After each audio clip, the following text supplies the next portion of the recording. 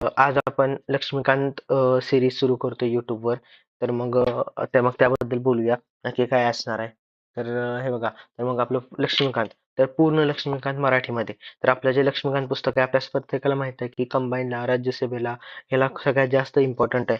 राज्यसेवेला तर प्रीला तर 15 येतात आणि मेन्सला तर पॉलिटी 2 म्हणजे अख्खा विषय आहे. आणि कंबाईनला पण 15 क्वेश्चन प्रीला आणि 15 क्वेश्चन मेन्सला येतात. त्यामुळे सगळ्यात जास्त म्हणजे भरपूर जास्त वेटेज आणि काय म्हणतो आपलं मॅक्झिमम इनपुट आणि मॅक्झिमम आउटपुट असा असलेला विषय कुठला तर मी पॉलिटी म्हणेन. तर मग तो आपण अख्खा असा युट्यूबवर घेणार आहे. आणि मी तुम्हाला एक सांगतो की कदाचित तुम्ही आधी पॉलिटी वाचला असेल, कदाचित तुम्ही न्यू असाल, पण मी म्हणेन की सिरीज नक्की बघा. कारण यामध्ये आपण पूर्णच्या पूर्ण लक्ष्मीकांत आणि चॅप्टर वाईज उगाचच रॅन्डम काही घेणार नाही. तर मग काय म्हणतो चॅप्टर वाईज आपण कंप्लीट करणार आहे. आणि त्यामुळे मला एवढं माहिती आहे की फायदा मात्र भरपूर होईल. जरी तुम्ही ह्याच्या आधी लक्ष्मीकांत जरी वाचलं असलं तरी काय म्हणतो मी म्हणेन की एकदा बघा. कारण ऑफकोर्स कारण जेव्हा आपण ऐकतो किंवा कोणतं जास्त दुसरं कोणतं समजवतो ते जास्त कळतं. आणि मी म्हणेन की बेस्ट वे टू स्टडी काय आहे, जर तुम्ही लक्ष्मीकांत पहिल्यांदा करताय किंवा रिव्हिजन म्हणून करताय तर मी म्हणेन बेस्ट वे टू स्टडी आहे की सगळ्यात पहिल्यांदा एकदा व्हिडिओ बघायचा. व्हिडिओ बघितल्यानंतर पुस्तक उघडायचं, वाचायचं आणि त्यानंतर परत व्हिडिओ बघायचा. आणि हे म्हणेन ही बेस्ट वे आहे टू स्टडी. हे बघा पूर्ण लक्ष्मीकांत मराठीमध्ये. मग आपण काय काय काय करणार आहे, तर मग एक व्हिडिओ आणि एक चॅप्टर म्हणजे काय म्हणतो की आपलं एक व्हिडिओ एक चॅप्टर कंप्लीट करणार. फक्त आहे की 22वा चॅप्टर आहे जो खूप जास्त मोठा आहे त्याला कदाचित जास्त व्हिडिओ येतील. पण बाकीचं कसं एक व्हिडिओला एक चॅप्टर म्हणजे कसं जर तुम्ही अभ्यासाला बसताय तुम्हाला एक आयडिया येईल की हा व्हिडिओ एवढा तासाचा आहे म्हणजे एवढ्या वेळात माझा अभ्यास होईल. दुसरं काय असणार तर कन्सेप्ट आणि डेटा. तर आपण कन्सेप्ट पण जास्त एक्सप्लेन करणार आहे की अख्खं लक्ष्मीकांतचं सार काढणार आहे. कसं आहे की लक्ष्मीकांतमध्ये भाषा अशी अवघड नाहीये म्हणता येईल. म्हणजे स्टार्टला अवघड वाटते आपल्याला, पण जर आपल्याला त्याच्या मागचं कळालं की नक्की स्टोरी काय हे आहे, तर आपल्याला वाचायला भरपूर सोपा जाईल. त्यामुळे ह्या व्हिडिओजमध्ये आपण कन्सेप्ट क्लिअर करणार आहे की नक्की गोष्टी कशा घडलीत की कशा असतात. आणि दुसरं डेटाबद्दल पण बोलणार आहे. कारण कसं आहे आपलं किती झालं तरी आता आपल्या MCQ ची एक्झाम आहे आणि MCQ ची एक्झाम असल्यामुळं कळलं आपल्याला म्हणजे असं जागोजागी सांगत जाईल की असा प्रश्न विचारलाय आणि असा प्रश्न विचारण्यात येईल. दुसरं काय MPSC आणि कंबाईन टार्गेट. कारण जर दुसरा सरळ सेवा कुठल्याही करताय तर त्यासाठी तुम्हाला कामाला नाहीये. कारण त्यासाठी तुम्हाला फक्त एक नॉमिनल काय तर 30 पानांचे कलम करायला लागतील आणि बाकी आपल्याकडे येणार नाही. पण जर तुम्ही MPSC करताय आणि कंबाईन करताय तर मग तुमच्यासाठी तर हे अतिशय जास्त फायदेशीर आहे असं मी म्हणेन. अजून काही way forward for MPSC 2025. See कसं आहे आता जर एक वेळ आपल्या MPSC आत्ता आणि कंबाईनला पाठांतर आहे, पण MPSC 25ला पूर्ण कन्सेप्ट लागतं आणि त्यामुळे जर आपल्याला त्याचा आतलं सार कळालं असेल की नक्की चॅप्टर काय आहे, नक्की कसं आहे, तर आपल्याला भरपूर फायदा होईल. त्यामुळं जे मी एक्सप्लेन करणार आहे तर नुसतं फॅक्च्युअल डेटा एक्सप्लेन करणार नाहीये. तर MPSC 25साठी म्हणजे लिखाणाला पण आपल्याला बरं पडेल त्याप्रमाणे करणार आहे. आणि PYQ ॲट द एंड असं लिहिलं तर मग ॲट द एंड आपण PYQ 100% घेऊ. ठीक आहे. चला तर मग आज आपण चॅप्टर सुरुवात करूया आणि पहिला चॅप्टर आहे आणि पहिल्या चॅप्टर मधला पहिला टॉपिक आहे की ऐतिहासिक पार्श्वभूमी. बरोबर. आता इथे ऐतिहासिक पार्श्वभूमी आपलं हे आहे. आता चला सुरू करू. सगळ्यात पहिल्यांदा आपल्याला माहित आहे की काय जेव्हा ब्रिटिश भारतात आले तेव्हा त्यांनी राज्य करायला आले नव्हते. पहिली गोष्ट. कारण जेव्हा त्यांनी आले तेव्हा त्यांनी फक्त आणि फक्त व्यापार करायला आले. त्यांच्या असं कधी डोक्यात नव्हतं की त्यांनी राज्य करणार आणि आपल्याला इतके वर्ष राज्य करणार. त्यांचं फक्त होतं की त्यांनी कळालेलं की भारतामध्ये भरपूर जास्त नाही आपलं रॉ मटेरियल आहे, पैसे आहे आणि देश काही गरीब आहे. त्यामुळे यायचं व्यापार करायचा, पैसे कमवायचे आणि निघून जायचं. आणि त्यामुळे ब्रिटिशांचं आगमन कधी आहे तर मग असा डेटा आहे तर मग की 1608 मध्ये ब्रिटिश व्यापारी म्हणून आले. आणि व्यापारी म्हणून आल्यानंतर बघा तरी ऑलमोस्ट 150 वर्ष त्यांनी व्यापार केला. आणि व्यापार केल्यानंतर त्यांना सगळ्यात पहिल्यांदा 1765 मध्ये म्हणजे जे बक्सरचं जे युद्ध झालं तेव्हा राजा शाह आलमने त्यांना दिवाणी अधिकार दिले. बक्सरच्या युद्धात ब्रिटिशांनी राजा शाह आलमला मदत केली आणि त्यामुळे त्याचं बक्षीस म्हणून ब्रिटिशांना राजा शाह आलमने दिवाणी अधिकार दिले. आणि त्यामुळं काय म्हणतो 1765 नंतर दिवाणी अधिकार मिळाल्यानंतर नकळत त्याने हळूहळू आपलं राज्य सुरू केलं. ठीक आहे. आता हे जे चॅप्टर आहे तर मग ह्यातना आपण बरोबर या चॅप्टरला दोन ह्याच्यात काय म्हणतो डिवाइड करून टाकले. पहिलं आहे की कंपनीचे राज्य. आता कंपनीचे राज्य म्हणजे काय तर मग जेव्हा ब्रिटिश आले आणि जेव्हा त्यांना दिवाणी अधिकार मिळाले तेव्हा जी ब्रिटिश ह्याच्यात जी राणी बसलेली तर राणी काही तिथनं राज्य करत नव्हती. त्यामुळे जे as a east India company एक कंपनी म्हणून आलेली आणि ते तिकडनं कर आकारत होते होते आणि आपलं राज्य करत होते. आणि ते राज्य कधीपर्यंत चाललं तर 1858 पर्यंत चाललं.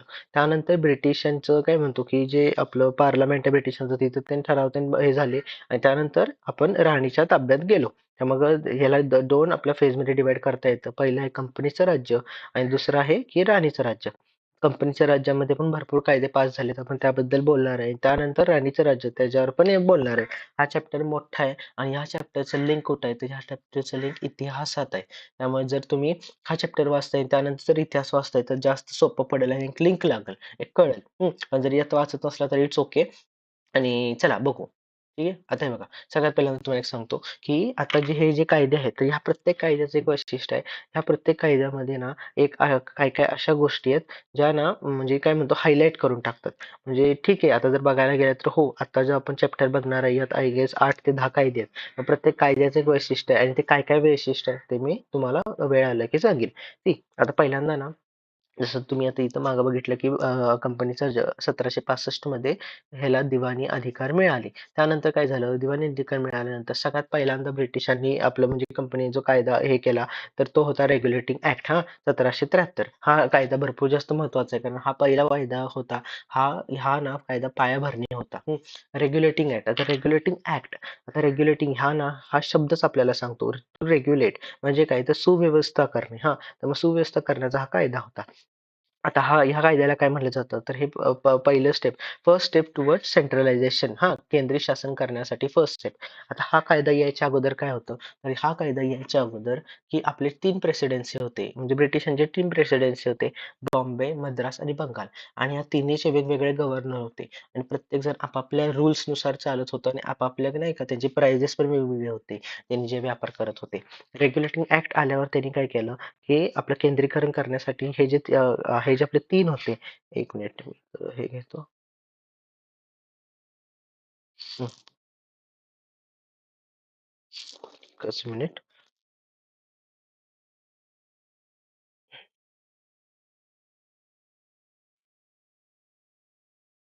हं.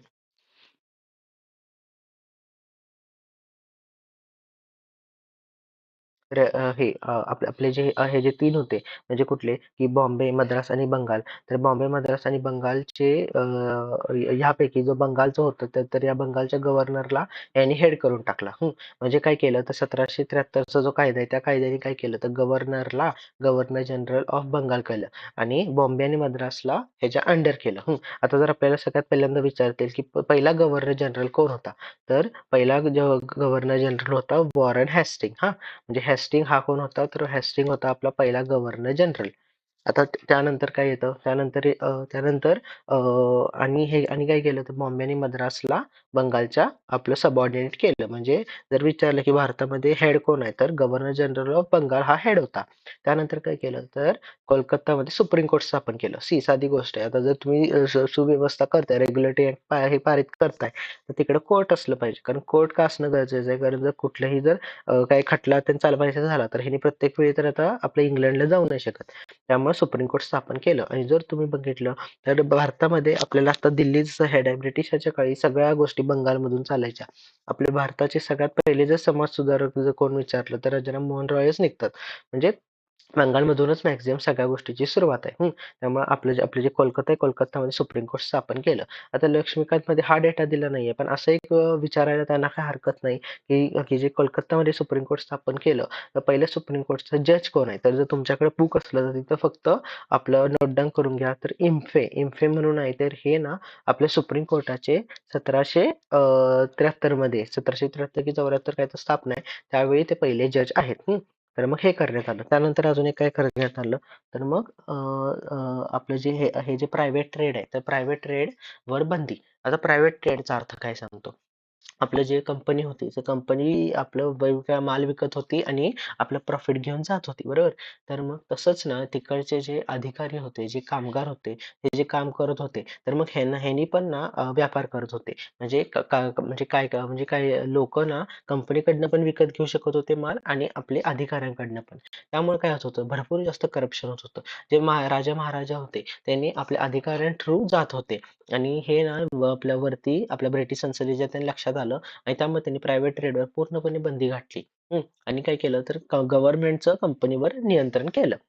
आता जी कंपनी आलेली, आता बघायला गेलं तर इथे एक फक्त कंपनी आहे आणि त्याला कोण सांगू शकत नव्हतं. कारण आता इकडं आपले जे इंडियाच्या ज्या कंपनी बाहेर जातात, त्याला आपलं गव्हर्नमेंट नॉर्मली असं सांगू शकत नाही. पण त्यांना त्यावेळी कळालं, की भारतामध्ये पैसा जास्त वाढायला लागलाय आणि त्यामुळे त्यांनी काय केलं, गव्हर्नमेंटचं नियंत्रण करण्यात आलं. त्यामुळे प्रायव्हेट ट्रेडवर बंदी घालण्यात आली. गव्हर्नमेंटचं नियंत्रण करण्यात आलं. कलकत्त्यामध्ये सुप्रीम कोर्ट आणि मेन सगळ्यात इम्पॉर्टंट काय गव्हर्नर जनरल ऑफ बंगाल. तेव्हा 1773चा जर विषय आपलं सगळ्यात जास्त वैशिष्ट्य काय आहे तर एक तर सुप्रीम कोर्ट आलं आणि गव्हर्नरला गव्हर्नर जनरल ऑफ बंगाल केलं. हा. पुढचं आता अमेंडिंग ऍक्ट 1781. आता तुम्ही इथं बघताय इथं 73 ला झालं आणि इथे 81. आता हे का करण्यात आलं तर मग त्यावेळी काय होत होतं आता सुप्रीम कोर्ट स्थापन झाल्यावर सुप्रीम कोर्ट किती झालं तरी आज आपलं जसं सुप्रीम कोर्ट आहे तर मग त्यावेळी सारखंच सुप्रीम कोर्ट कधी पण आपल्या लोकांची मदत करायला बघतं बरोबर आणि त्यावेळी पण सुप्रीम कोर्ट तसं करत होतं त्यामुळं हा 71चा आपला 81चा कायदा पारित केला आणि ज्याने काय केलं तर कंपनीचे कामगार आणि गव्हर्नर जनरल या दोघांना ना सुप्रीम कोर्टच्या कार्यक्षेत्राच्या बाहेर टाकण्यात आलं. त्यामुळे आता सुप्रीम कोर्टचं नियंत्रण गव्हर्नर जनरल आणि त्याच्या आपल्या कंपनीच्या कामगारांवर नसणार. हा ऍक्ट मध्ये बाकी काही नाहीये फक्त सुप्रीम कोर्टला बाजूला करणे. हे बघा महसूल प्रकरण आता सुप्रीम कोर्टच्या कार्यक्षेत्रात नाही म्हणजे महसूल प्रकरण कोणी घेतलं गव्हर्नर जनरलने घेतलं. जसं आता पण तसं आपल्या महसूलच्या केसेस तहसीलदार चालवतो त्या टाईप. अजून एक काय केलं तर सुप्रीम कोर्टने सांगण्यात आलं की जे हिंदू आहेत त्यांना हिंदू लॉ नुसार आणि मुस्लिम लॉ नुसार तुम्ही हे करा. का करण्यात आलं म्हणजे तिकडची जी लोक आहेत तर त्यांनी डायरेक्ट बाहेरचे नियम जर हे केले तर लोक चिडतील त्यामुळे करण्यात आलं. आता जसं तर ह्या कायद्याचं वैशिष्ट्य काय आहे तर असं जर असा प्रश्न बनू शकतो की कोणत्या कायद्याने सुप्रीम कोर्टानं हिंदू आणि मुस्लिमसाठी आपापल्या पर्सनल लॉ नुसार ट्राय करण्याचा अधिकार दिला तर हा अमेंडिंग ऍक्ट 1781. अजून काय तर प्रोव्हिन्सेस आपले जे होते त्याच्या ज्या अपील होत्या त्या आधी सुप्रीम कोर्टात जात होत्या आता तर कुठे जायला लागल्या गव्हर्नर जनरलकडे. तर मग हे या कायद्याचं वैशिष्ट्य आहे. आता घ्या आता 1784 तर ह्या कायद्याला काय म्हणण्यात येतं तर ह्या कायद्याला म्हणण्यात येतं पिट्स इंडिया ऍक्ट पिट्स भारत कायदा. आता हे का तर मग तिकडचा जो प्राईम मिनिस्टर होता ब्रिटिशांचा त्यावेळी त्यांनी हा कायदा आपला पारित केला त्यामुळे ह्याला म्हणण्यात येतं. ह्या कायद्याने सगळ्यात पहिल्यांदा काय केलं आपण बघू. सगळ्यात पहिल्यांदा ना त्यांनी जी गोष्ट केली ती म्हणजे कमर्शियल आणि पॉलिटिकल आपलं जे फंक्शन्स होते त्यांना डिफरन्शिएट केलं. म्हणजे जे आपल्या कंपनी होते तर मग कंपनी आता तिकडं येऊन राज्य करत होती नकळत तर त्यांना सांगण्यात आलं की तुमचे हे कमर्शियल हे आहेत आपले राईट्स आहेत आणि हे पॉलिटिकल आहेत. आधी ह्याला विभागणी नव्हती आणि विभागणी नसल्यामुळं भरपूर जास्त नाही का म्हणजे मिसयूज होत चाललेला. दुसरी गोष्ट काय केली आता हे जर डिफरंट केलं बरोबर कंपनीला सांगितलं की तुम्ही फक्त व्यापार करा आणि जे पॉलिटिकल फंक्शन आहे राजकीय फंक्शन आहे त्याला डिफरन्शिएट केलं. तर डिफरन्शिएट केल्यावर मग कमर्शियल तर कंपनी चालवत होती मग हे पॉलिटिकल कोण चालवणार राजकीय तर त्यासाठी निर्मिती केली कशाची बोर्ड ऑफ कंट्रोल. आणि बोर्ड ऑफ कंट्रोल काय करत होती तर हे जे पॉलिटिकल जे डिफरन्स होते राजकीय जे होते तर मग त्याला मॅनेजमेंटचं अख्खच्या अख्खं कार्य बोर्ड ऑफ कंट्रोलला देण्यात आलं. असं केलं. अजून एक काय आहे तर हा जो कायदा पारित झाला ह्याच्या डॉक्युमेंटमध्ये ब्रिटिश पोझेशन इन इंडिया हे शब्द आहेत तसे भारतात भारतात ब्रिटिशांचा ताबा हे शब्द वापरण्यात आले. आता हे असं इतकं जास्त हायलाइट का केलंय तर मग डायरेक्ट काही प्रश्न बनू शकतो की खालीलपैकी कोणत्या कायद्यामध्ये नमूद होतं की ब्रिटिश पोझेशन इन इंडिया. त्यामुळं ह्या कायद्याचं वैशिष्ट्य काय आहे एक वेळी हा पहिला ह्याच्यावर प्रश्न बनणार नाही पण ह्याच्यावर डायरेक्ट एक एमसीक्यू बनू शकतो. त्यामुळे ब्रिटिश पोझेशन इन इंडिया हा कुठला कायदा तर ब्रिट्स भारत कायदा असं करून हे वैशिष्ट्य होतं एवढंच आहे.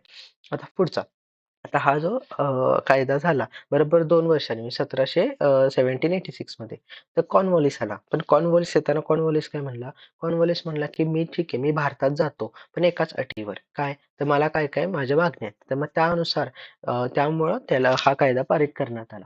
ह्याच्यावरनं आपल्याला काय कळतं की ईस्ट इंडिया कंपनीची पॉवर केवढी होती कारण एक अधिकारी त्याचा ट्रान्सफर होते आणि तो जर इथं हेड बनतोय तो जर इथं कायदे मंडळाला सांगू शकत होता की मला असं असं पाहिजे आणि असं असं करा. ह्याच्यावरून आपल्याला कळतंय की त्या काळी ईस्ट इंडिया कंपनीची पॉवर वाढत चाललेली. विषय कसा होता त्यावेळी काय म्हणतो लोक आपले जे ब्रिटिश होते ते इंडियामध्ये यायचे पैसा भरपूर कमवायचे आणि घरी जायचे आणि हे जे तिकडचे पार्लमेंटचे जी लोक होते त्याच्या लक्षात आलं आणि कितीही होऊ दे, कोणताही म्हणजे कोणताही काळ असू दे, जेव्हा मिडल क्लास अपर क्लास बनायला लागतो, तेव्हा अपर क्लासला सहन होत नाही आणि त्यामुळे नकळत हे ना सगळे रिस्ट्रिक्शन्स ते घालण्यात आलेले आणि एक पॉईंट नंतर जे पहिलं दिले 1773 मध्ये जे रेग्युलेटिंग ऍक्ट आणि हे केले प्रायव्हेट ट्रेड बंदी घातली त्याचं हे पण एक रिझन होतं to suppress the middle class. आता ठीक आहे. आता कॉर्नवॉलिसचं काय आहे? तर कॉर्नवॉलिसनी मागण्या घातल्या. त्यांनी काय दिलं तर तो म्हणला की मला स्पेशल केसेसमध्ये पॉवर पाहिजे आणि मला कमांडर इन चीफ करा. असं केलं आणि हे करण्यात आलं. या कायद्याचं असं काही वैशिष्ट्य तसं नाहीये. आता पुढचं काय आहे बघा जसं तुम्हाला म्हणलं की हे जे कायदे होते तर मग ह्या प्रत्येकाला व्हॅलिडिटी होती 20 वर्ष. त्यामुळं आपला जो पहिला कायदा काय झाला 1773 ला 20 वर्षांनी त्याची व्हॅलिडिटी झाली संपली. त्यामुळे परत त्याची व्हॅलिडिटी वाढवण्यासाठी त्यामुळे काय चार्टर ऍक्ट 1793 हे पारित केला. ह्यांनी काय केलं? तेच केलं परत की व्यापार एकाधिकार बरोबर आपलं मोनोपॉली 20 वर्षांनी वाढवली पहिली गोष्ट आणि दुसरं सगळ्यात महत्वाचं काय आहे तर ह्या कायद्यात सांगण्यात आलं की इकडचे जे ब्रिटिशचे जे अधिकारी आहेत जे इकडे इंडियात आलेत तर ह्यांचे पगार आता भारतातून होणार. त्यामुळे ह्या कायद्याचं वैशिष्ट्य काय आहे तर ह्या कायद्यामुळे आतापासून पगार भारतातून व्हायला सुरू झाले. आता जसं म्हणलं तुम्हाला की 93 ला हा कायदा आला त्यानंतर ह्याची व्हॅलिडिटी 20 वर्षांनी वाढवलेली त्यामुळं परत चार्टर ऍक्ट 1813 हा पारित झाला ज्याबरोबर 20 वर्ष संपल्यावर. तर आता ह्यावेळी काय करण्यात आलं तर एकाधिकार होता जो मोनोपोली होती ती पूर्णपणे संपवली. आधी कसं होतं की जर आधी ईस्ट इंडिया कंपनीची मोनोपोली होती म्हणजे इकडे जर त्यांनी कॉटन विकायला लागले तर बाहेरचं कुठलंही इथं येऊन कॉटन विकू शकत नव्हते. त्यामुळे त्यांनी आता एकाधिकार संपवला. पण पूर्णपणे एकाधिकार संपवला का? नाही. तर चहा आणि चीनच्या कंपनीकडे अजून पण ब्रिटिशांनी एकाधिकार घेतलेला. असा प्रश्न बनू शकतो की चार्टर ऍक्ट 1813 नुसार खालीलपैकी कोणत्या वस्तूंचा एकाधिकार संपवला नाही? तर लक्षात ठेवा चहा आणि चीन. कारण हे का ठेवलेलं?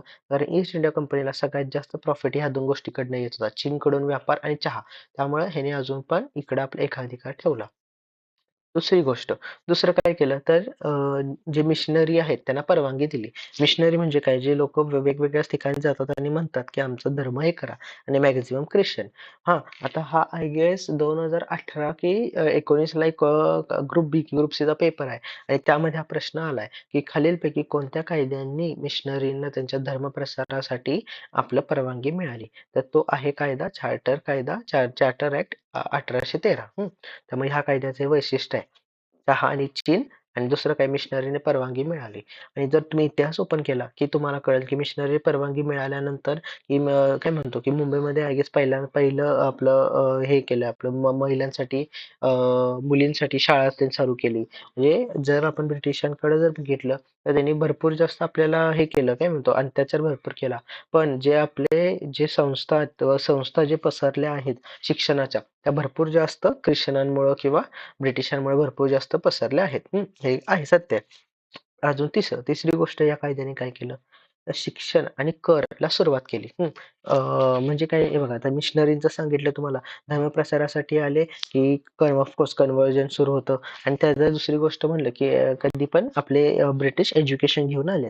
त्याला एक सुरुवात केली आणि जे कर आहे ना त्या कराला सुरुवात केली. म्हणजे लोक गव्हर्नमेंटला टॅक्स आकारण्यास परवानगी दिली. पण फक्त ह्याला काय होतं तर हे ना कंपल्सरी नव्हतं त्यामुळे ही फक्त एक सुरुवात आहे.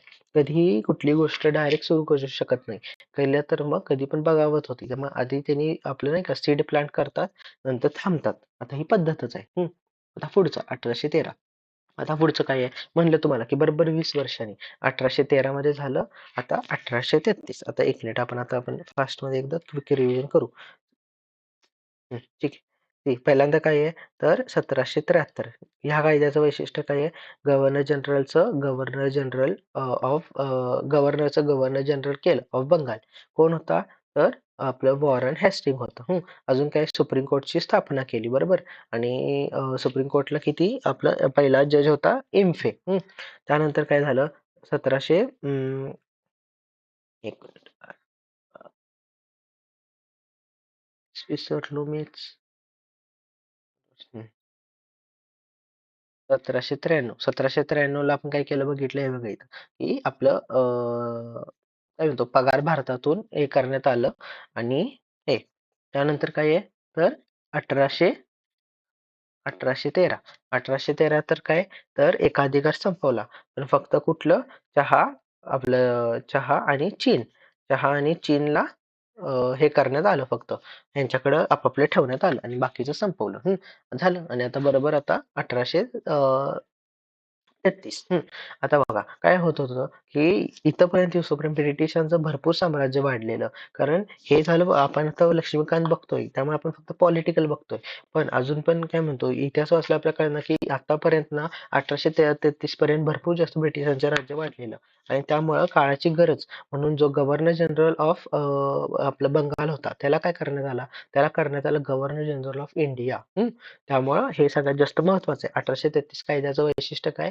गव्हर्नर जनरलला गव्हर्नर जनरल ऑफ इंडिया केला. आता प्रश्न काय बनतो तर पहिला गव्हर्नर जनरल आपला कोण होता? तर कोण होता? तर विल्यम बेंटिंक. बेंटिंक ह्याला पहिल्यांदा होता. आता जेव्हा ह्याला गव्हर्नर जनरल केलं, तर मग अख्खा ह्याचा इंडियाचा ताबा ह्याच्या हातात दिला. आणि आता ह्यानी काय केलं, तर मग या कायद्याने आपला कायदा करण्याचा अधिकार फक्त आणि फक्त बेंटिंककडे देऊन टाकला. म्हणजे आता जो भारतात जो काही कायदा लागत होता, तो तर बेंटिंकचा कायदा लागत होता. आणि आता मग असं विषय आला, की ह्याच्या अगोदर कायदे झाले त्याला काय ना, तर त्यांना नाव देण्यात आलं. ह्याच्या अगोदर जे कायदे झाले त्यांना रेग्युलेशन म्हणायला लागले आणि ह्या बेंटिंकच्या नंतरच्या कायद्यांना आता ऍक्ट्स म्हणायला लागले. आणि आता जी ईस्ट इंडिया कंपनी होती, आता हे बघा EIC लिहिली. EIC म्हणजे ईस्ट इंडिया कंपनी. आता ईस्ट इंडिया कंपनी फक्त आणि फक्त आता प्रशासकीय म्हणजे हे सेवा करत होती. म्हणजे त्यांनी बाकी काही करत नव्हते. फक्त आणि फक्त प्रशासकीय म्हणजे कायदा करण्याचा अधिकार आता पूर्णपणे फक्त बेंटिंकला देण्यात आला. आणि ह्या कायद्याचं सगळ्यात जास्त मोठं वैशिष्ट्य तर सगळ्यात पहिल्यांदा इथं UPSCचा प्रयत्न. UPSC का लिहिलंय? म्हणजे आपल्याला लक्षात येईल. म्हणजे कॉम्पिटिटिव्ह एक्झामचा सगळ्यात पहिल्यांदा प्रयत्न करण्यात आला 1833 मध्ये. आणि सांगतो की हा फक्त प्रयत्न करण्यात आला. हे यशस्वी झाले का? नाही. फक्त निर्णय काय म्हणतो, फक्त आपला ठराव मांडण्यात आला, पण तो काही पारित झाला नाही. पण असा जर प्रश्न आला, की जर काय म्हणतो, आपलं जर कॉम्पिटिटिव्ह एक्झामचा सगळ्यात पहिल्यांदा प्रयत्न कुठल्या कायद्यात करण्यात आला, तर तो 1833. आता हे लक्षात कसं ठेवायचं, तर आपला गव्हर्नर जनरल हा गव्हर्नर जनरल ऑफ इंडिया झाला का आणि कोण झाला? विल्यम बेंटिंक झाला. आणि कसा काय झाला? तर ऑफकोर्स UPSCने झाला. असं तुम्ही लिंक, असं तुम्ही स्टोरी, असं काय तर क्रिएशन केलं पाहिजे. का केलं पाहिजे? कारण कायदे इतके जास्त आहेत आणि कन्फ्युजन इतकं वाढतं आणि इथं एक नाही तर अर्ध्या-अर्ध्या मार्कावर पोस्ट जाते. त्यामुळे आपलं ह्या गोष्ट पाहिजे. त्यामुळे वाचन तर भरपूर जास्त पाहिजे, पण थोडं आपण अवेअर पण असलं पाहिजे. आता यानंतर काय झालं बरोबर? आता 20 वर्ष म्हणलं, सगळ्या गोष्टी 20 वर्षांनी होतात. आता 33चं झालं. 33 नंतर परत 20 वर्ष म्हणजे किती? 43 आणि 53. म्हणून बरोबर 53ला आपला चार्टर कायदा 1853 हा पारित करण्यात आला. आता ह्याच्यात सगळ्यात पहिली गोष्ट काय करण्यात आली? तर कार्यकारी आणि कायदे मंडळांचं सेपरेशन. म्हणजे आपलं आपलं जे एक्झिक्युटिव्ह होतं, एक्झिक्युटिव्ह आणि लॉ डिपार्टमेंटचं सेपरेशन करण्यात आलं. ह्याच्या कसं होतं, ह्याच्या अगोदर हे 2 डिपार्टमेंट एकत्रच होते आणि हे सेपरेशन केल्यावर काय केलं, जे कायदे मंडळ आहे, कायदे बनवले, तर मग त्यासाठी 6 नवीन मेंबर्सची आपली कमिटी करण्यात आली. म्हणजे या कायदे मंडळामध्ये आता 6 नवीन मेंबर्स असणार आणि ह्या गोष्टीला मिनी पार्लमेंट म्हणून असं बोलण्यात आलं. आता ज्यामुळे जर आता विचारलं की मिनी पार्लमेंट जर कुठल्या कायद्यामध्ये असा उल्लेख आहे किंवा असं करण्यात आहे अशी तरतूद केली तर ते आहे 1853. आणि हे असं करण्यात आलंय सगळ्यात मेन काय तर UPSCचा सक्सेसफुल प्रयत्न करण्यात आला आणि सक्सेसफुली हे झालं म्हणजे कॉम्पिटेटिव्ह एक्झामची इथनं माझ्या मते सुरुवात झाली असं म्हणायला काय हरकत नाही. ठीक आहे. आता पुढचं अजून काय तर भारतीयांना प्रवेश आता जे 6 नवीन मेंबर होते तर मग तर म्हणजे या 6 नवीन मेंबर्स होते हे सगळे लोकल मधले घेणार होते आणि म्हणजे हे सगळे भारतीय घेणार होते आणि 6 पैकी काय होते 6च्या 6 अख्ख्या भारतातले नव्हते तर 4 ना प्रोव्हिन्सेस मधले होते आणि 2 उर्वरित भारतामध्ये आणि 4 कुठले प्रोव्हिन्स तर मद्रास, बॉम्बे, बंगाल आणि आग्रा. हे असं हे आहे चांगलं हे असं आहे कारण एक वेळ 5 ऑप्शन देतील आणि देतील की खालीपैकी कुठले 4 प्रोव्हिन्स होते जिकडनं चार्टर कायद्याने भारतानं घेण्यात आले. त्यामुळे आपल्याला हे पाहिजे माहिती. मद्रास, बॉम्बे, बंगाल आणि आग्रा. मद्रास, बॉम्बे, बंगाल लक्षात राहतं पण आग्रा कसं एवढा उल्लेख नाहीये त्यामुळे ते फक्त तुम्ही लक्षात ठेवा. हे कायद्याचं वैशिष्ट्य होतं. तर मग आता आपण जे बघणार आहे त्याला म्हणतात आपलं राणीचं राज्य क्राऊन रूल. आता ह्याच्या अगोदर आपण जो बघितला तो काय होता तर ब्रिटिश ॲज अ कंपनी म्हणून आलेली आणि कंपनी म्हणून आल्यावर त्यांनी काम करताना त्यांनी काय काय कायदे केले. पण आता बघा इथं बरोबर वर्ष दिले 1858. 1857ला काय झालंय तर सगळ्यात मोठा आपला बंड झाला बरोबर. बंड झाल्यानंतर काय झालं की आता आपल्याला माहिती आहे की आपल्यावर इंग्लंडने राज्य केलं. पण इंग्लंडने जेव्हा राज्य केलं, तेव्हा इंग्लंड बाकीच्या देशांवर पण वेगवेगळ्या ठिकाणी राज्य करत होतं. त्यामुळे त्याचं 100% लक्ष भारतात नव्हतं. पण जेव्हा बंड झाला, तेव्हा राणीला पण कळालं की इथे असं बंड झालाय आणि मग काय करण्यात आलं, तर पूर्णपणे जे आपल्या ईस्ट इंडिया कंपनीला त्याचे सगळे पॉवर एकदम काढण्यात आले आणि सगळे पॉवर राणीच्या हातात देण्यात आले. आणि त्यामुळं 1857 नंतर 1858चा हा जो कायदा पास झालाय त्याबद्दल आता आपण बघायचं आहे. या कायद्याला सगळ्यात पहिल्यांदा काय म्हणतात तर भारत सरकार कायदा 1858 हा सिग्निफिकन्स आहे कारण बंडानंतरच्या जस्ट नंतरचा कायदा आहे. आता पहिली गोष्ट काय केलं ते बघा तर अबॉलिश ईस्ट EIC म्हणजे ईस्ट इंडिया कंपनी म्हणजे ईस्ट इंडिया कंपनीला पूर्णपणे इथं बरखास्त करण्यात आलं. म्हणजे काय होतं तर इंडियावर आतापर्यंत कंपनी राज्य करत होती. आणि ती जबाबदार पण राणीला होती. पण आता काय केलं ईस्ट इंडिया कंपनीला पूर्णपणे म्हणजे त्याचे पॉवर्स काढून घेतले आणि सगळेचे सगळे पॉवर्स कोणाला दिले तर आपले ब्रिटिश क्राऊनला म्हणजे राणीला देऊन टाकले. म्हणजे आजपासून असं करण्यात आलं की 1858 पासून राणी राज्य करते आणि इथं प्रॉपर असं त्यांनी हे केलं की ह्या ऍक्टला काय म्हणलं act for good governance of India असं नाव देण्यात आलं. म्हणजे काय की राणी जर राज्य करते तर ती काय हुकूम काय म्हणतो काय वाईट करत नाहीये तर उलट तुमच्या भलाईसाठी करण्यात येते असं केलं.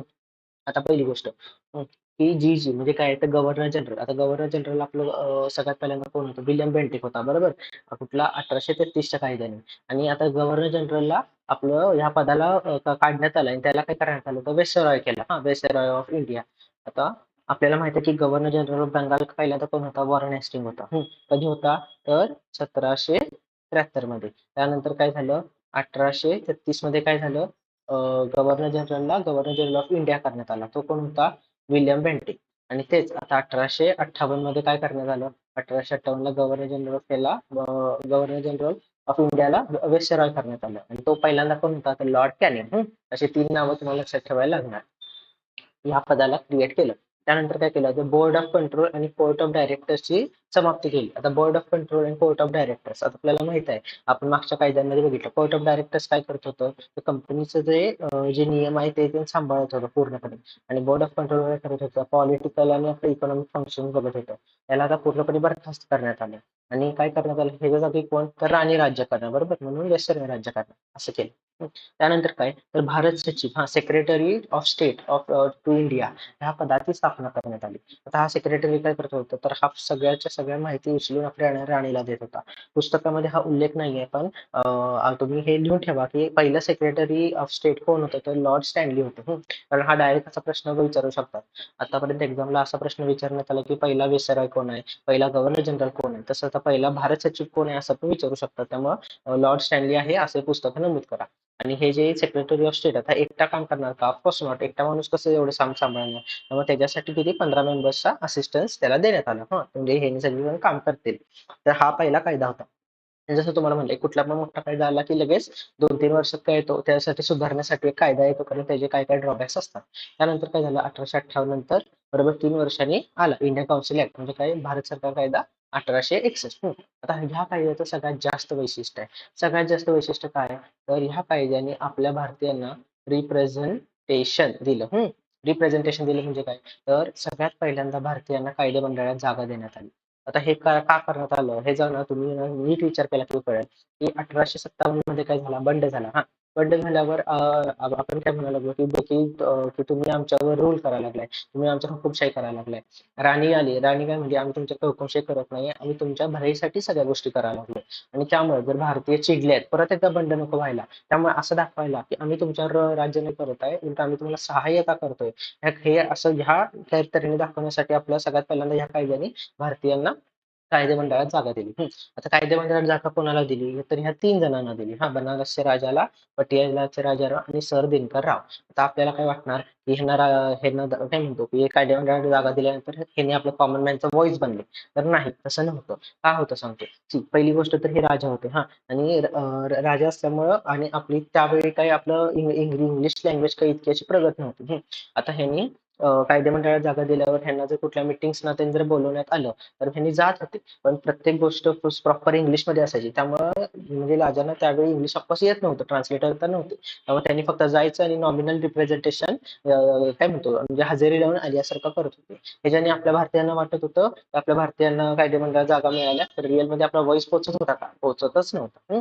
असं आहे आणि आता ही 3 नावं पुस्तकात आहे तशी दिली आहेत आणि ह्याच्यावर प्रश्न बनण्याचे खूप जास्त चान्सेस आहेत की पहिले 3 भारतीय कोण आहेत तर त्याचं उत्तर ते आहे. अजून एक काय प्रश्न बनतो की भारतीयांना सगळ्यात पहिल्यांदा कोणत्या कायद्याने संविधान आपल्या ह्याच्यात कायदेमंडळात रिप्रेझेंटेशन देण्यात आलं, तर हा हा ऍक्ट आहे, हा 1861, हा लक्षात ठेवायचा. हं. अजून काय, विकेंद्रीकरणाला सुरुवात झाली. सगळ्यात पहिल्यांदा केंद्रीकरणाला सुरुवात कधी झाली, तर 1773 मध्ये, जेव्हा 3 गव्हर्नर जनरलला एकच गव्हर्नर जनरल ऑफ बंगाल केलं, बरोबर. कोण, आपलं वॉरन हेस्टिंग, बरोबर. Warren Hastings. ही गोष्ट रिपीट करतोय, कारण रिपिटेटिव्ह रिपीट केलं ना की भरपूर जास्त लक्षात राहतं. तुम्हाला पण लक्षात राहील. गव्हर्नर जनरल ऑफ बंगाल कोण होतं, तर वॉरन हेस्टिंग. नंतर गव्हर्नर जनरल कोण होतं ऑफ इंडिया, तर विल्यम बेंटिक. आणि फर्स्ट व्हाईसरॉय कोण होतं, तर लॉर्ड कॅनिंग. Lord Canning. ठीक आहे. विकेंद्रीकरणाला सुरुवात केली. त्यानंतर काय केलं, तर ह्या सिस्टमने पोर्टफोलिओ सिस्टमला रेकॉग्निशन दिलं. आता पोर्टफोलिओ सिस्टीम म्हणजे काय आहे, आणि सगळ्यात इम्पॉर्टंट काय म्हणतो की इथं पुस्तकात प्रॉपर दिले की पोर्टफोलिओ सिस्टीम कुणी सुरू केली, तर लॉर्ड कॅनिंग, म्हणजे जो वेस्टरॉय आहे त्यांनी सुरू केली. हा, आणि त्यांनी कधी सुरू केली, तर 1859 ला सुरुवात केली. पोर्टफोलिओ सिस्टीम म्हणजे काय, तर आपला जो लॉर्ड कॅनिंग होता तो डायरेक्ट ना, म्हणजे इलेक्टेड मेंबर्सला नाही, पण त्याला जे वाटते की हे तत्वज्ञान आहेत त्यांना डायरेक्ट बोलवू शकत होता आणि त्यांच्याकडनं सल्ल्यानुसार वागू शकत होता. ही पोर्टफोलिओ सिस्टीम आहे. आणि ह्याला पण याच्यानंतर आपण जेव्हा शिकणार तेव्हा आपल्याला कळणार की ब्रिटिशमध्ये ब्रिटनमध्ये की अमेरिकेमध्ये आपलं किचन कॅबिनेट म्हणून एक आहे, ते पण आपण ठीक आहे करता येईल. अजून एक काय दिलं, वेसरॉयचा अध्यादेश. हा, वेसरॉयला अध्यादेशचा हे दिलं. अध्यादेश म्हणजे ऑर्डिनन्स. ऑर्डिनन्स. आणि आपलं भारतीय संविधानात ऑर्डिनन्स, प्रेसिडेंट ऑर्डिनन्सचा कलम काय आहे, तर 123 आहे. आता हे काय ऑर्डिनन्स ते सांगतो फास्टमध्ये. आता बघा, आता जर आपल्याला कायदा बनवायचा, तर आपल्याला काय करायला लागतं, लोकसभामध्ये संमती, राज्यसभामध्ये संमती, त्यानंतर प्रेसिडेंट सही करणार आणि मग तो कायदा बनणार. पण काय काय वेळी कसं असतं की आपल्याला वेळ नसतो किंवा फास्टमध्ये करायचं असतं किंवा काय काय वेळी लोकसभा बरखास्त असते. मग त्यावेळी जर कायदा करण्याची जर सक्त जरूरत आहे, तर प्रेसिडेंट काय करतो, प्रेसिडेंट स्वतःच्या पॉवरनुसार एक कायदा करतो. हा, आणि तो कायदा लागू होतो आणि जेव्हा लोकसभा राज्यसभा जेव्हा सेशनमध्ये येतात तेव्हा त्यांनी पास करतील का नाही करतील. म्हणजे ह्याचा काय अर्थ आहे, अध्यादेश म्हणजे काय, तर जर इमर्जन्सीला जर काय तर कायदा लागणार आहे, तर फास्ट मध्ये कायदा जो करण्यात येतो त्याला म्हणतात अध्यादेश. हा, आणि ह्या ऍक्टने काय केलं, तर वेसरॉयला अध्यादेशचा परवानगी दिली. त्याच्याने काय करू शकत होता की वेसरॉयला लेजिस्लेटिव्ह काय म्हणतो आपलं जे प्रोसिजर आहे ते फॉलो न करता डायरेक्ट तो करू शकत होता. आणि ते अध्यादेश लाईफ काय होती, तर 6 मंथ्स होते. म्हणजे हा जो कायदा कर हा 6 महिने फक्त व्हॅलिड राहणार, असं आहे. हा कायदा झाला. त्यानंतर आता कायदा आहे. त्यानंतर 1892. आता ह्या कायद्यात काय आहे, तर आपलं इन्क्रीजिंग नॉन ऑफिशियल मेंबर्स, जे आपले नॉन ऑफिशियल मेंबर्स आहेत त्यात ना संख्यामध्ये वाढ करण्यात आली. आता ऑफिशियल मेंबर्स वेगळे, non official. Non official members मध्ये वाढ केल्याने आणि काय झालं की हे बघा, जसं जसं काय म्हणतो की आपण इंडिपेंडन्स कडे जायला लागलो. पहिली जर गोष्ट, लोक सुशिक्षित व्हायला लागलेत आणि लोकांना त्याचे राईट्स त्यांनी कळायला लागलेत आणि ब्रिटिशांना पण कळायला लागले की भारत देश खूप मोठा आहे. त्यामुळे हळूहळू सुधारणा झाल्या. आणि एंड पॉइंट कधी पडतो, तर 1935च्या कायद्यामध्ये. तर बरं, ठीक आहे. आता हे करण्यात आलं. त्यानंतर काय केलं, तर बजेटवर चर्चा करण्यास परवानगी. आताचे आपलं म्हणजे त्यावेळी काय होतं की जर बजेट जर मांडलं तर त्याला चर्चा करायला पण परवानगी नव्हती, म्हणजे आपण काहीच बोलू शकत नव्हतं. हा, आणि ह्या कायद्याने बजेटवर चर्चा करण्यास परवानगी दिली. अजून काय, nomination of non official members. हा, तेच म्हणलं की हे. आणि अजून एक काय, हा, no use of word election. आता हे जे आहे ना, नॉमिनेशन आहे नॉन ऑफिशियल मेंबर्सचं, तर हे जर बघितलं तर इनडायरेक्टली इलेक्शनच्या टाईप सारखंच केलेलं. त्यामुळे आपल्याला कोणाला तर काय वाटेल की त्यावेळी इलेक्शन घेण्यात आले, पण नाही. या अख्ख्या कायद्यामध्ये इलेक्शनचा उल्लेख नाहीये. आणि हे असं पुस्तकात स्पष्टपणे दिले की अख्ख्या कायद्यामध्ये इलेक्शनचा उल्लेख नाही, आणि हे दिल्यामुळं आपल्याला असं इथं लिहिण्यात आलंय. हा, म्हणून मुद्दाम स्पेसिफिकली हायलाइट केलेत गोष्टी. तर आता पुढचा कायदा 1909.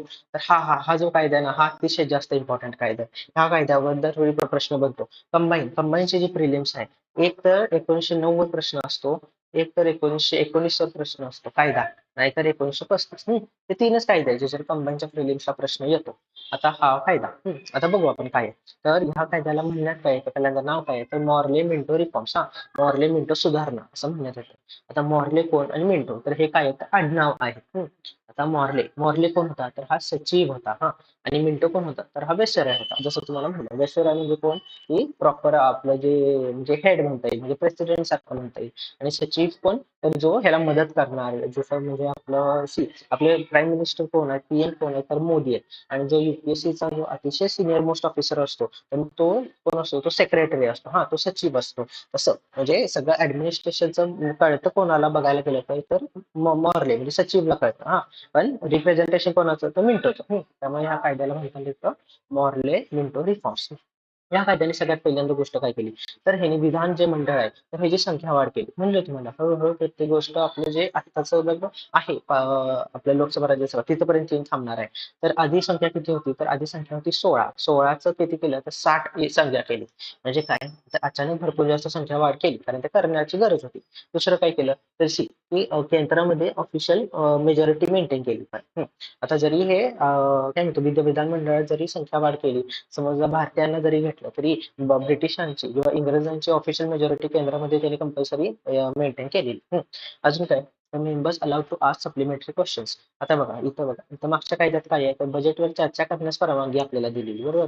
तसंच आता इथं काय केलं, तर तुम्ही सप्लिमेंटरी क्वेश्चन्स पण विचारू शकता असं हे दिलं. त्यामुळे जर आता असं विधान आलं की 1919च्या कायद्यामध्ये members were allowed to ask supplementary questions, तर ते रॉंग आहे ना. का, कारण ते काय आहे 1909 या कायद्यामध्ये. असं. त्यानंतर अजून एक काही सुधारणा करण्यात आली, तर वेस्टराच्या काउन्सिलमध्ये पहिलं भारतीयांना घेण्यात आलं. आणि हा प्रश्न खूप जास्त म्हणजे इम्पॉर्टंट आहे, कारण कधी पण आता आपल्याला नील आर्मस्ट्रॉंग माहिती आहे, बरोबर, कारण तो पहिला आहे जो जे मूनवर पहिल्यांदा पाय ठेवला.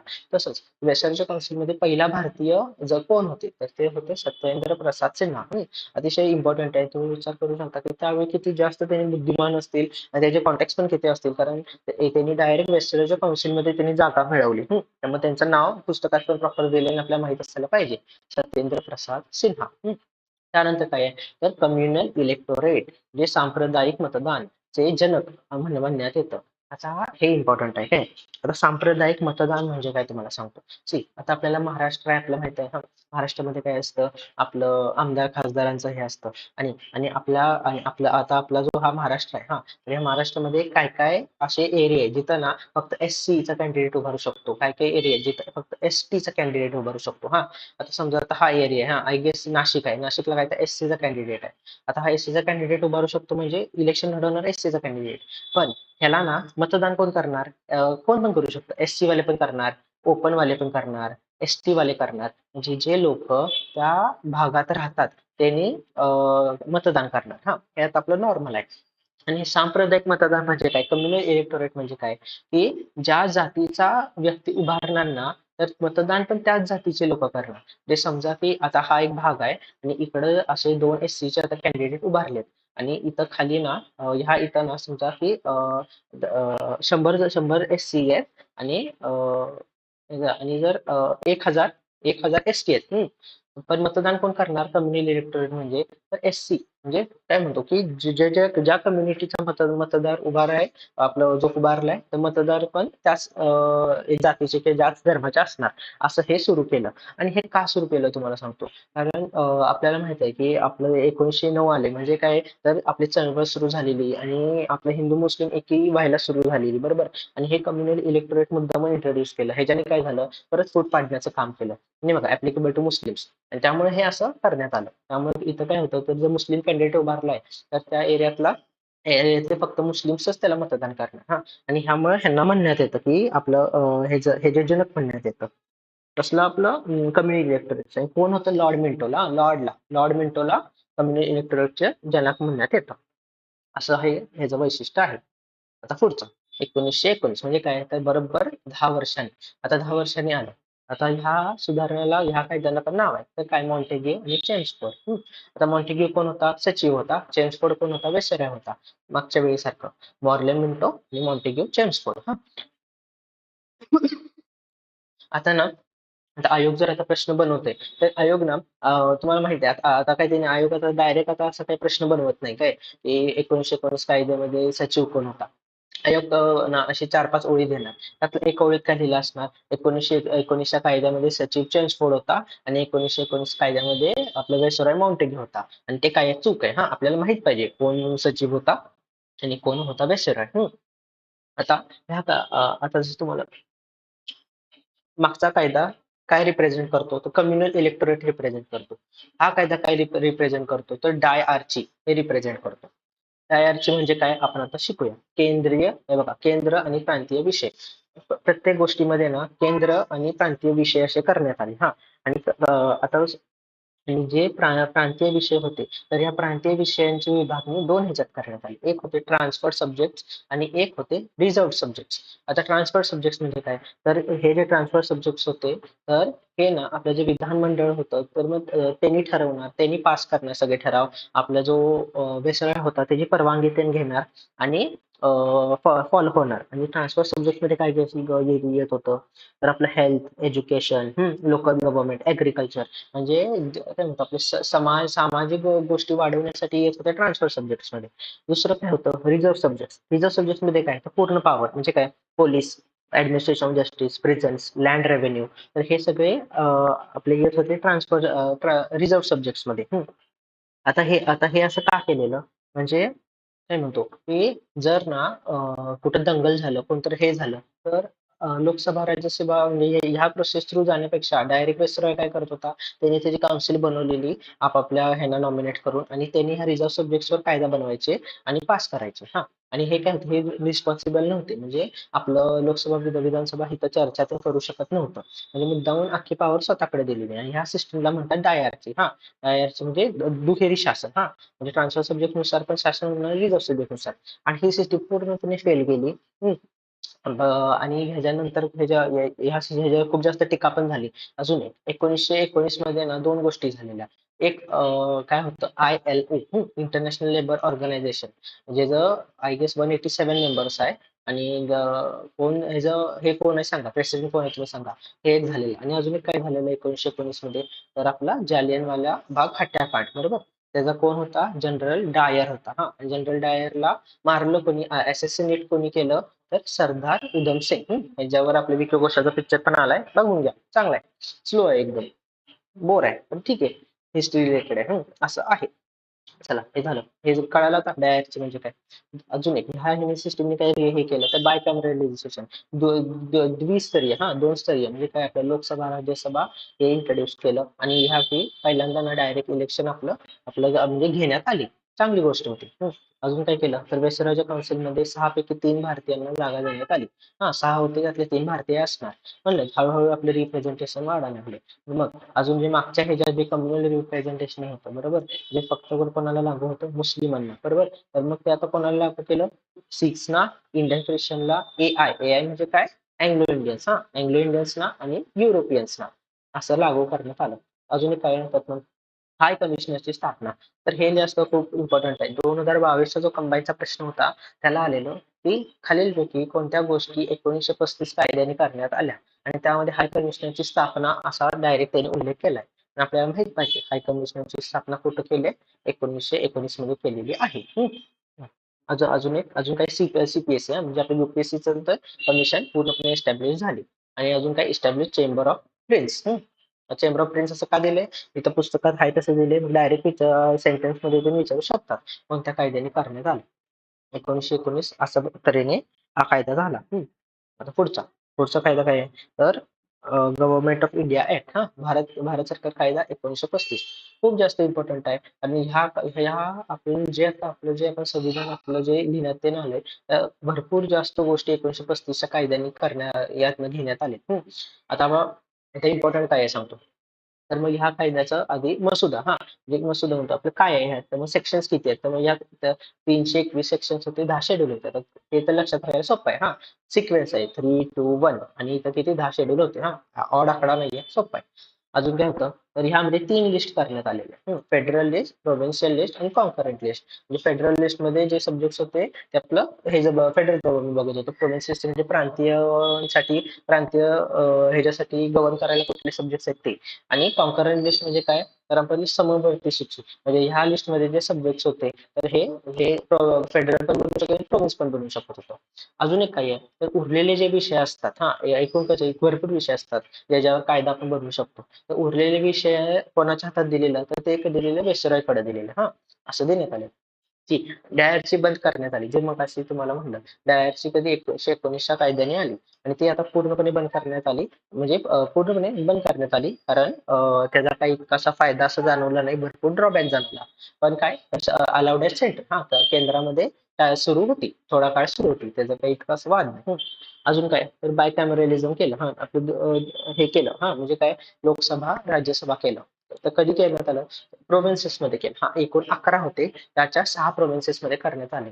आता ते कुठले 6 प्रोव्हिन्स होते जिथे करण्यात आलं? तर मी इथे लिहिले बघा. बंगाल, बॉम्बे, मद्रास, बिहार, आसाम आणि संयुक्त प्रांत, हा युनायटेड प्रोव्हिन्स असे होते. त्यातनं काय, आता रिझर्वेशन देण्यात आलं.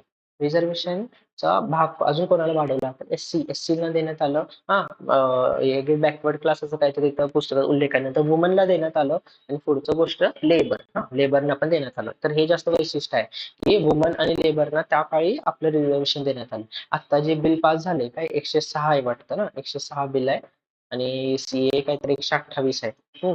तर ते आता म्हणजे इतकं 2023 ला आपल्या वुमनला आपण रिप्रेझेंटेशन दिलं, हे तर भरपूर आधी तेव्हा दिलेलं.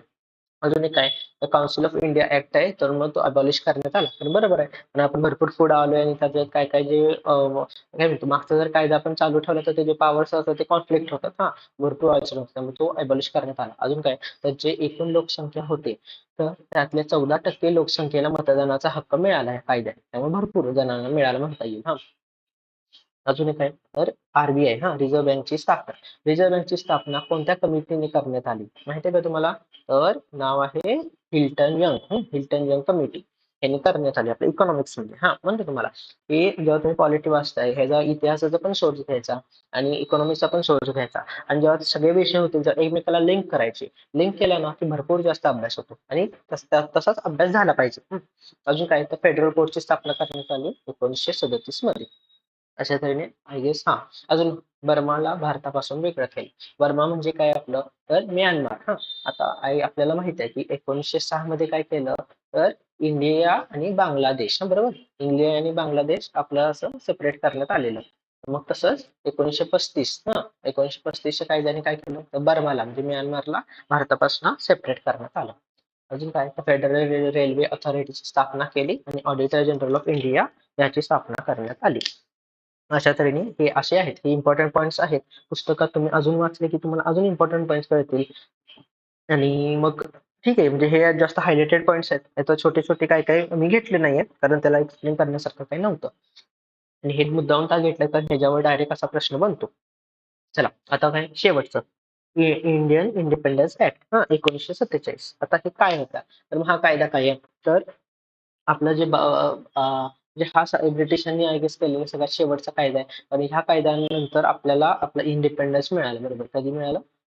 15 ऑगस्ट 1947 ला आपल्याला इंडिपेंडन्स देण्यात आलं. बरोबर, आणि ऑफिस ऑफ वेसरॉय हे खारिज करण्यात आलं.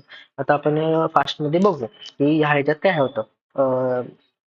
हा कायदा ना वाचून घ्या, पण वाचायच्या आधी ना एकदा आपलं जे इतिहासाचं पुस्तक आहे ना, तर त्याच्यात ना 1940 ते 1947 असं समाधान महाजन सरांच्या पुस्तकामध्ये प्रॉपर टाइमलाईन आहे. ते वाचा, ते वाचल्यावर तुम्हाला कळेल. आणि काय होतं की आपल्याला जे सिक्वेन्स आहे, हा की पहिल्यांदा ऑगस्ट ऑफर आली का, नंतर मग अजून काय काय आहे मला जर आठवत नाही एवढं, तर ऑगस्ट ऑफर आधी झालं वाटतं, पण हे असं आपल्या टाइमलाईन असं लक्षात राहतं, लक्षात राहिल्यावर कळेल. आणि ह्या कायद्यामध्ये आता काय असं दिलंय, मी पीपीटी केली नाही आय गेस, इम्पॉर्टंट असं काही नाही. सगळं एंडच केलंय. आता इथे दिलंय बघा की जे अबॉलिश द ऑफिस ऑफ वेसर आहे, अबॉलिश केलं. नंतर काय, abolish the office of secretary, म्हणजे वाचून घ्या, म्हणजे सगळं फक्त खारिज खारिज खारिज केलंय आणि बस एवढंच आहे. ठीक आहे, आणि ठीक आहे, अजून तेवढंच आहे. आणि तुम्ही पुस्तक बोलल्यावर तुम्हाला कळेल की first cabinet of independent India, म्हणजे आपले जे कॅबिनेट होते, पोर्टफोलिओ कोणाला कोणाला दिलेले, तर ह्यातलं फक्त तुम्ही जरा करा, लक्षात ठेवा. कारण त्याच्यावर एक डायरेक्ट प्रश्न बनू शकतो. एवढा आहे. हा होता आपल्या लक्ष्मीकांतचा पहिला ह्याचा चॅप्टरचा हे. बघा, तुम्हाला जरा मला असं रिव्ह्यू द्या, कसं वाटतंय, काय वाटतंय, कशी सुधारणा केली पाहिजे. कारण विषय कसा आहे की I am not a teacher, okay, आणि मी कधी नाही म्हणजे ह्याच्या आधी असं काही शिकवलेलं युट्यूबवर. पण तुम्हाला माहित आहे आपलं कसं स्ट्रॅटेजी व्हिडिओज आहेत किंवा आपले गप्पा असे व्हिडिओ आहेत, पण असं टीचिंग असं काही केलं नाहीये. त्यामुळे मी ट्राय करायला लागलोय, यू नो की I am just trying something new.